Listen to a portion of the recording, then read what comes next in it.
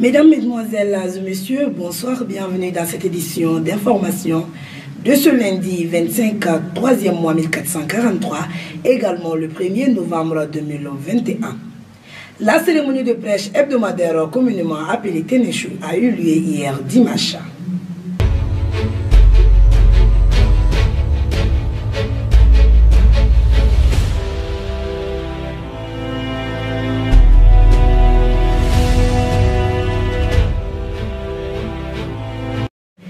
Bonsoir mesdames, mesdemoiselles et messieurs et bienvenue. Comme je vous le disais tout de suite, la cérémonie de prêche hebdomadaire communément appelée Ténéchou a eu lieu hier dimanche 24 3e mois 1443, également le 31 octobre 2021 au grand terrain de foot de Bako Djikoroni. La cérémonie de prêche a été animée par l'imam des prêcheurs, son excellence Seydina Cheikh Oumar Seydou Coulibaly El Farouka, en présence de plusieurs membres d'Ikmaldine Islamia ainsi que des sympathisants. Suivons le reportage de Djuma Snayogo et d'Aboubakar Dagnon.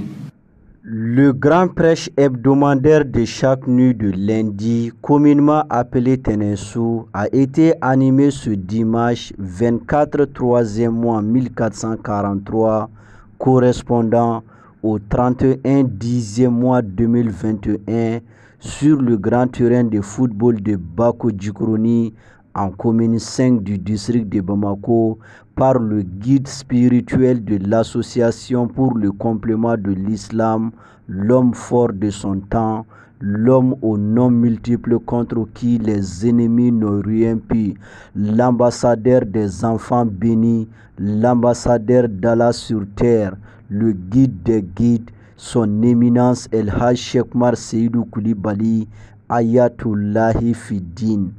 L'objectif de cette grande cérémonie de prêche s'inscrivait dans le cadre des festivités de commémoration du Mawlud Nabawi du prophète Mahomet, paix et salut sur lui, initié par le guide spirituel de l'association pour le complément de l'islam. Le prêche de la nuit du lundi est une habitude pour l'association pour le complément de l'islam sous la présidence de son éminence El Haj Cheikh Oumar.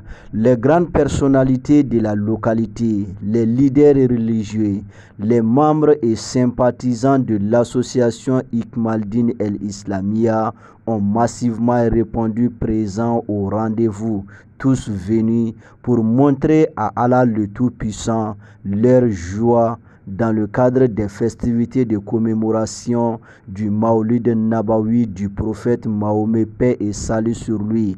Aux environs de 22h30, Oussaz Mokhtar Berté, Abdraman Kaboré et Mohamed Dambélé ont fait leur rentrée sur le lieu de prêche.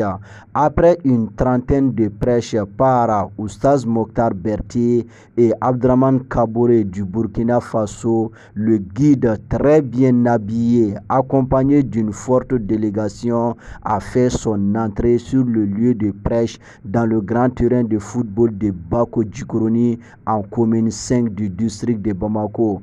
Après un accueil brillant réservé à l'endroit de l'ambassadeur d'Allah sur terre, il prit la parole. Dans son allocution, des mots de remerciement ont été adressés à toutes et à tous.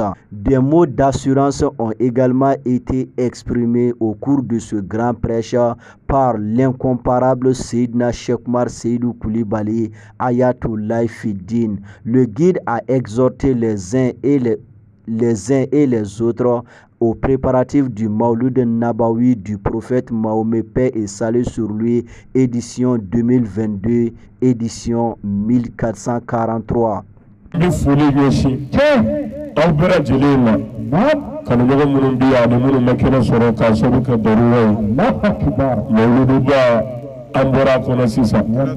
Alhamdulillah, baram yana awasara wasa chuguyana awunda do kwa biketa fi wuli bali do wujuma awunda do kwa biketa jamana billah alayhi nabi berajile ba do wallahi jiya yare bi chugumi nabi berajile bi abo wani ngoyi alhamdulillah ni ya zan jamai ami molu sigi singa na halisa amba fanye kuraye ala awa kuraye ala ujuma wala tabe ko fe ka kunye ni geleya be kono ni dugumba nunu kono ni wati gelemamba imbe kono ka nye ka bunye ka sabati ka dafa min jure inata anun sigile deno wamba do ana ka deme de yoke ana ka laibu ayimi inda dina de mabo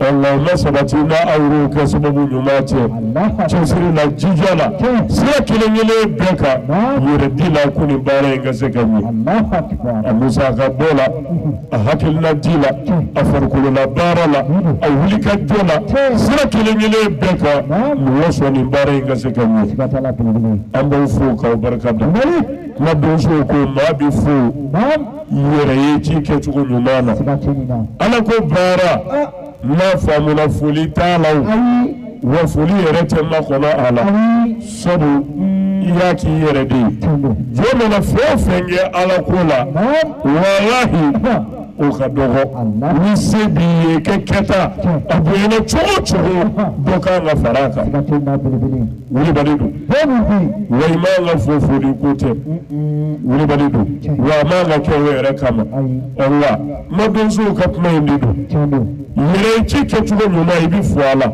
ka fofuli godo otegwe bara nyuma jirali kama emiye nyuma kama jirala amukurashi die ema ti fari foli abonyo wo chamana ni ka nyuma yeli na foli wa maka kala ni blasrali na warai ukasake na dege nyuma yala wala saraka rafla iye minge yiwo sarasoro afoli mingera ni mawara ya Allah dake nyuma sababu nyuma kebabi baraji min zoro min sababu ya duala rabo no na de so mana ni ka nyuma foli sarabi jididi ka bunye ka dani woro no wala mawludu labe magaw chesire bo mawludu sabatili na bunye la ambe awfu ani munu faralanga anga jeka ke mu gonve wallahi jamana ni jamana dugu ni dugu région kana kamtali koleya ani bumako ere tuna ni be mama seyara morubi ngene kilingile la ambi fuli yeshi abana kusebe madozo bafo mwasi mvla ujumaita dedu yoro mandiye ni mejako ya atitani yeye wuli badidu ni kele ki se mvla doni ke mama gwe wuli badila iba fede akadi yedi ode kama ibi se mvla ta ka magwe la mamunu farala nga mawludu ina ka bobora kilingile fefela tambu fuku barkada wala kama kanuna ala ka mu sigi ala ka arshi suma ko mawludu ko dugo jabi ala ka ke anu ako barka ala ka do anula ako wasa ya rabbi ala ma kira anu ala ko ke ala ya bunya kama ala ko ke kira jajora makama sallallahu rasul ambe tondo yare kerengere Allah akbar ikmadul islamiyya jedu jiye bera jelela Afrique, Europe, Asie, Amérique, Océanie, continent kilingile bela ambi ufu. Umene yoro mujuma bi ufu. Maluko ina. Ni zirakana, ni mesekana. Mashi joro metu dafa bali. Dei seke mauludu ina. Mulaso akanye. Akawasa iba fanya la jini chugumina. Ulambi jedu ufu. Ubera jeli.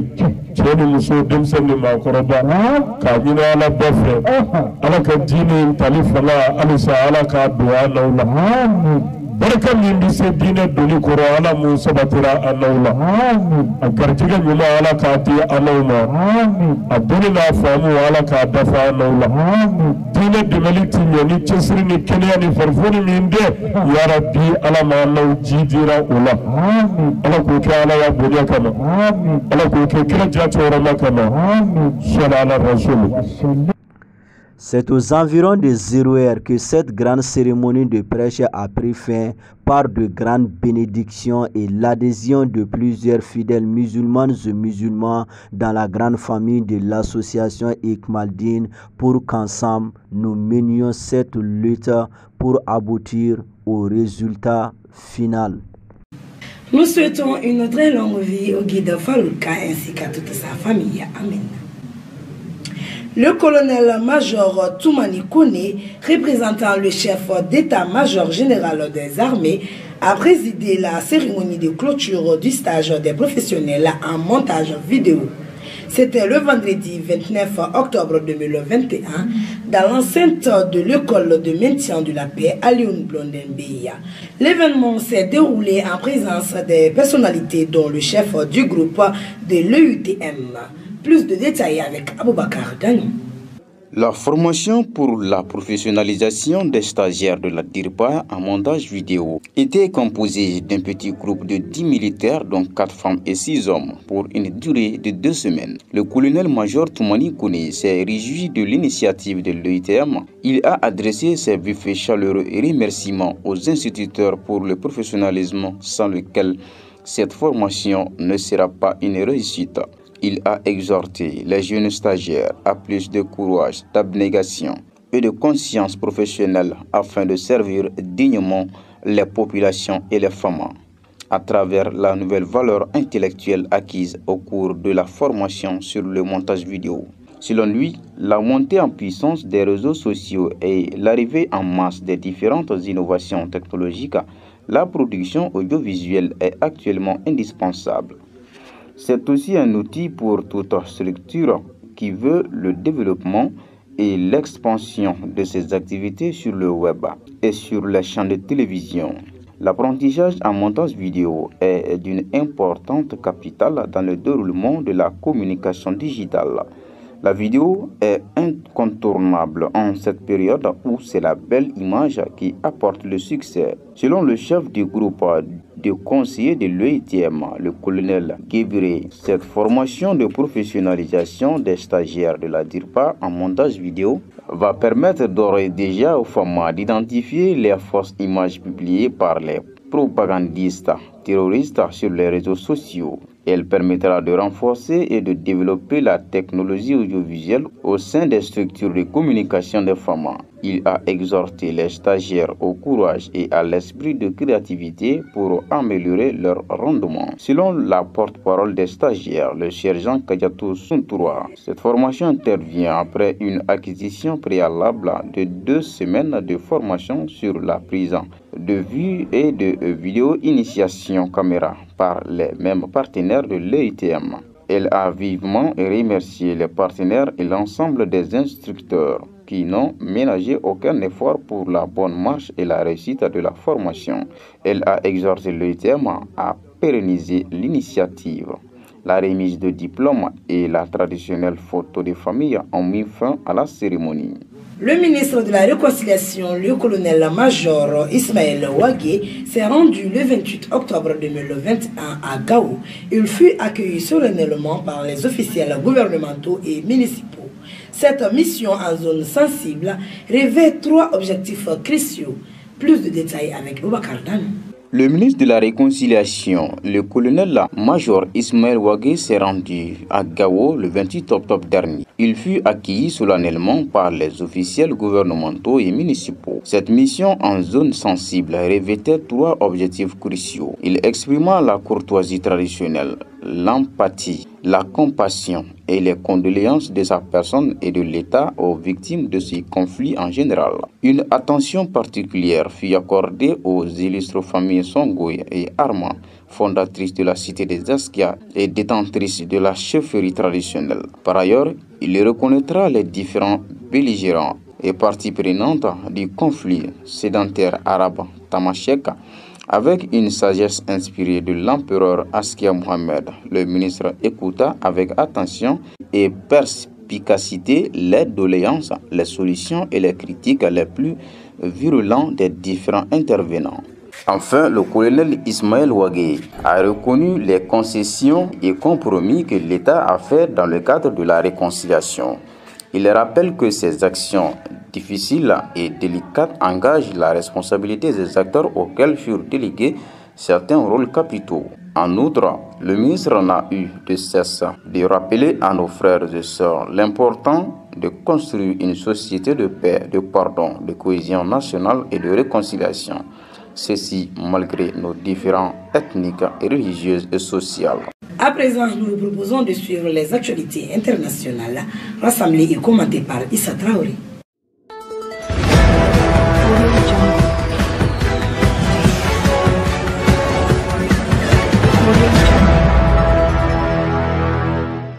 Des dizaines d'habitations sont parties en fumée dans la ville birmane de Tatland, à l'ouest du pays. Les militaires au pouvoir en Birmanie accusent les combattants anti-juntes d'avoir provoqué l'incendie qui a ravagé la ville de Tatland, à l'ouest du pays. Le drame a eu lieu après une confrontation entre l'armée et les forces de défense du peuple qui mènent la guérilla dans les campagnes. Selon des médias locaux et des témoins, les forces armées de la junte ont bombardé la ville vendredi.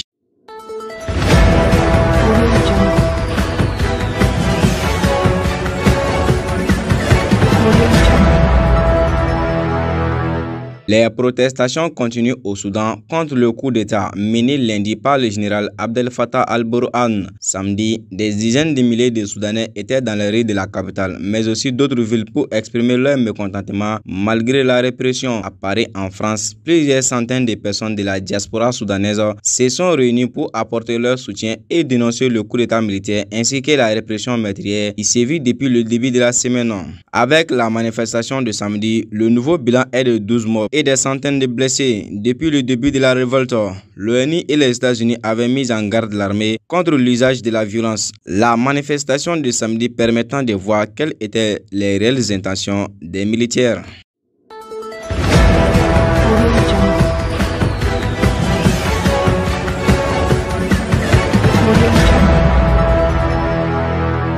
Facebook change de nom pour s'appeler Meta, a annoncé jeudi 28 octobre son cofondateur et PDG Mark Zuckerberg, une démarche destinée à souligner la nouvelle priorité du géant du numérique, la métavers, un univers en ligne où les utilisateurs interagissent dans les espaces virtuels partagés. Cette annonce intervient dans un contexte de critiques croissantes de l'Union américaine et des régulateurs sur la puissance du marché du géant du numérique et le laxisme présumé de celui-ci dans la lutte contre les abus sur ces plateformes. Les différentes applications et technologies du groupe vont désormais être réunies sous cette nouvelle marque. Aucun changement n'est apporté à la structure corporative. Plus tôt cette semaine, lors de la publication de ses résultats trimestriels, Facebook a annoncé sa volonté d'investir massivement pour bâtir le métavers pour Meta Univers. Selon Mark Zuckerberg, le métavers représente l'avenir de l'Internet après les ordinateurs et les téléphones portables auxquels le public aura accès pour interagir, travailler ou se divertir via la technologie. S'exprimant lors d'une conférence virtuelle diffusée en direct par son entreprise,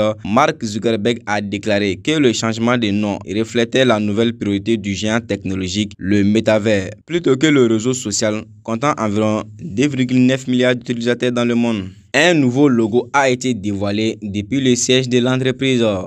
Ce changement de nom est interprété comme une manœuvre de distraction par les critiques du groupe californien, empêtré par les scandales et controverses de la désinformation à la confidentialité des données en passant par le respect du droit de la concurrence. La firme pense qu'une nouvelle marque peut l'aider à changer de sujet. Avait déjà réagi la semaine dernière une ONG des militants anti-Facebook, ironiquement baptisée le vrai conseil de surveillance de Facebook, viral Facebook Oversight Board, quand des rumeurs de changement de nom circulaient.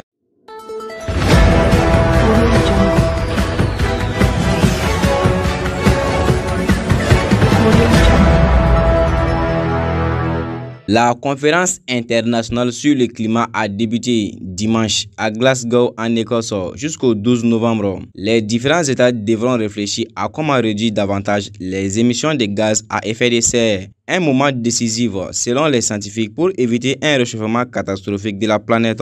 C'est sur une planète en danger que la COP26 a débuté dimanche 31 octobre à Glasgow, en Écosse. Un rendez-vous sur le climat régulièrement présenté comme crucial et la dernière chance de parvenir à maîtriser le réchauffement climatique. Cette conférence internationale sur le climat est le dernier et le meilleur espoir de parvenir à limiter le réchauffement de la planète. L'objectif le plus ambitieux de l'accord de Paris, a ainsi insisté son président Alok Sharma à son ouverture dimanche.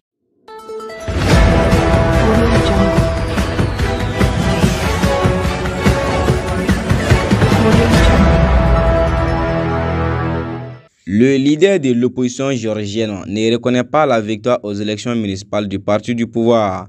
Selon les résultats officiels du deuxième tour, le rêve géorgien remporte depuis ces élections face au mouvement national uni, le parti de l'ancien président, aujourd'hui en prison. De son côté, le premier ministre géorgien Irakli Garibashvili s'est exprimé un peu avant l'annonce des résultats définitifs pour se féliciter de la nette victoire de son parti. Irakli Garibashvili, Premier ministre géorgien. Grâce à Dieu, les élections se sont très bien déroulées dans le calme et selon les résultats préliminaires, nous avons gagné toute municipalité. Les observateurs de l'OSCE ont fait état d'intimidation, d'achat de votes et de pression sur les candidats et les électeurs. Les tensions politiques qui parcourent la Géorgie se sont aggravées avec l'emprisonnement début octobre de Mikhail Saakashvili. L'ancien président dénonce une détention politique et poursuit une grève de la faim.